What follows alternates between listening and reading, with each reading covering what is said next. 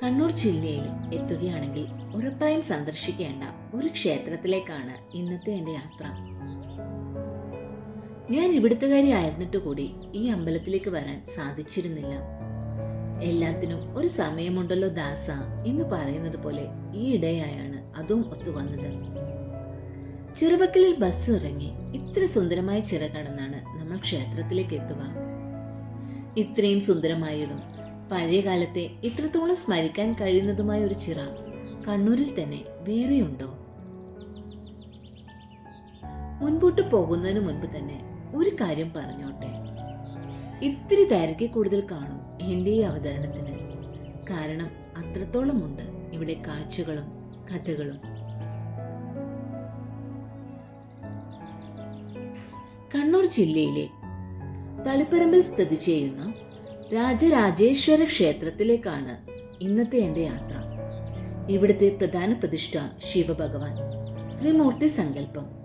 ഇവിടെ 108 പുരാതന ശിവക്ഷേത്രങ്ങളിൽ ഒന്നാണിത്.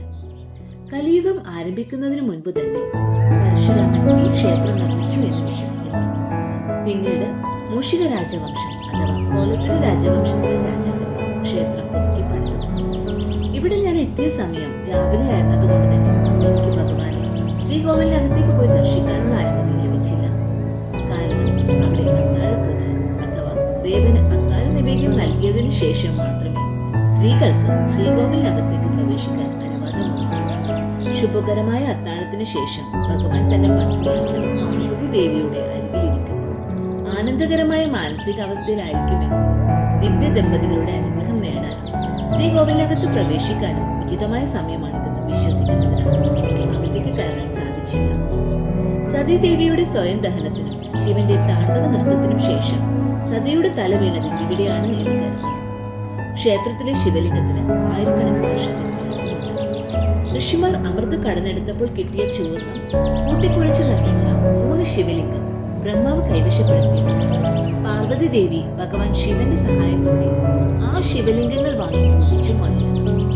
ഒരിക്കൽ മന്ദദ മഹർഷി ശ്രീ പരമശിവനെ പൂജകൾ കൊണ്ട് സംപ്രീതനാക്കി.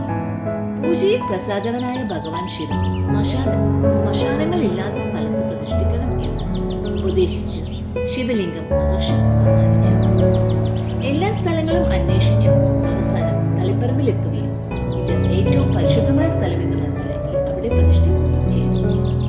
വർഷങ്ങൾക്ക് ശേഷം ആ ശിവലിംഗം ഭൂമിക്കടിയിലേക്ക് താഴ്ന്നു പ്രത്യക്ഷമായി. മഹർഷിയുടെ മകനായ മുചുകുന്ദൻ ശിവനെ പ്രാർത്ഥിച്ച് 2ാമത്തെ ശിവലിംഗവും നേടി ഇവിടെ തന്നെ പ്രതിഷ്ഠിച്ചു പൂജിച്ചു. കാലക്രമേണ ഇതും ഭൂമിക്കടിയിലേക്ക് താഴ്ന്നുപോയി. പിന്നീട് ഇവിടെ ഭരിച്ചിരുന്ന രാജാവാണ് 3ാമത്തെ ശിവലിംഗം ലഭിച്ചത്. രാജാവ് ഇന്ന് ഈ ക്ഷേത്രം നിൽക്കുന്ന സ്ഥലത്ത് ശിവലിംഗം പ്രതിഷ്ഠിച്ചു പൂജിച്ചു. ശ്രീരാമൻ ലങ്കയിൽ നിന്നും രാവണവധത്തിനു ശേഷം സീതാദേവിയെയും കൂട്ടി ഇവിടെ വന്ന് പൂക്കൾ അർപ്പിച്ച് പ്രാർത്ഥിച്ചു എന്നും പറയുന്നു.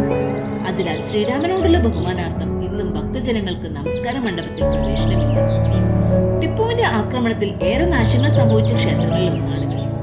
ആക്രമണം നടന്ന ക്ഷേത്രത്തിൽ തീയിട്ടപ്പോൾ തീ അണച്ചത് മുസ്ലിം സമുദായക്കാരാണ്. അതിനുശേഷം ക്ഷേത്രത്തിൽ എന്തെങ്കിലും അത്യാഹിതങ്ങൾ സംഭവിക്കുകയാണെങ്കിൽ മുസ്ലിം സമുദായക്കാർക്ക് ക്ഷേത്രത്തിനകത്ത് പ്രവേശിക്കാം എന്ന വ്യവസ്ഥയുണ്ടാക്കി. ഒരു മതസൗഹാർദ്ദം തന്നെയാണ് ഇവിടെ നമുക്ക് കാണാൻ കഴിഞ്ഞത്.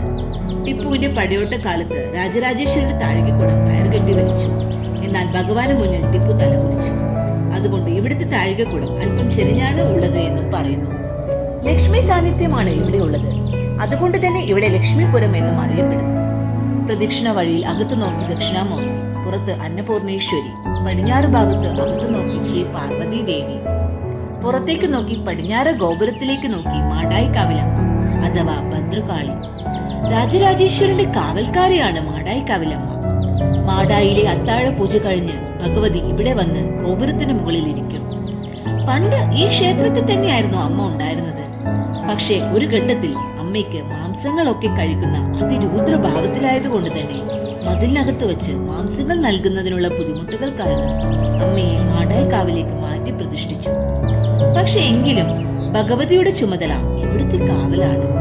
അതിനാൽ അത്താഴ പൂജ കഴിഞ്ഞാൽ ഭഗവതി ഇവിടേക്കെത്തും എന്നാണ് വിശ്വാസം. പുറമെ ചുറ്റിയതിനു ശേഷമാണ് അകത്ത് രാജരാജേശ്വരനെ തൊഴുന്നത്. അസാമാന്യ വലുപ്പമാണ് ഇവിടുത്തെ ശിവലിംഗത്തിന്. കിഴക്കോട്ടാണ് ദർശനം. ബുധനാഴ്ചയാണ് ഇവിടെ ശിവലിംഗം പ്രതിഷ്ഠിച്ചത്. അതുകൊണ്ട് ഏറ്റവും വിശേഷപ്പെട്ട ദിവസം ബുധനാഴ്ചയാണ്. ഇവിടെ വന്ന നെയ്യമൃതം പട്ടും താലിയും സമർപ്പിച്ചാൽ ഫലമുറപ്പ് എന്നാണ് വിശ്വാസം. 10 രൂപയുടെ നെയ്യാമൃത് ചെമ്പ് പാത്രത്തിൽ സമർപ്പിക്കുന്നു. ഈ നെയ്യ് ഉപയോഗിക്കുന്നത് കെടാവിളക്കിലേക്കുള്ള ദീപത്തിലേക്കുള്ള നെയ്യായിട്ടാണ്. നമ്മുടെ സങ്കടങ്ങൾ ഈ നെയ്യാമൃത് വെച്ച് പ്രാർത്ഥിക്കുമ്പോൾ കെടാവിളക്കിലൂടെ അത് പരിഹരിക്കപ്പെടുന്നു. ഇവിടെ ഭഗവാന് തുളസിയാണ് പൂജയ്ക്ക് ഉപയോഗിക്കുന്നത്. വൈഷ്ണവ പ്രാധാന്യം ഉള്ളതുകൊണ്ട് വേറൊരു പുഷ്പവും എന്തിന് ശിവനെ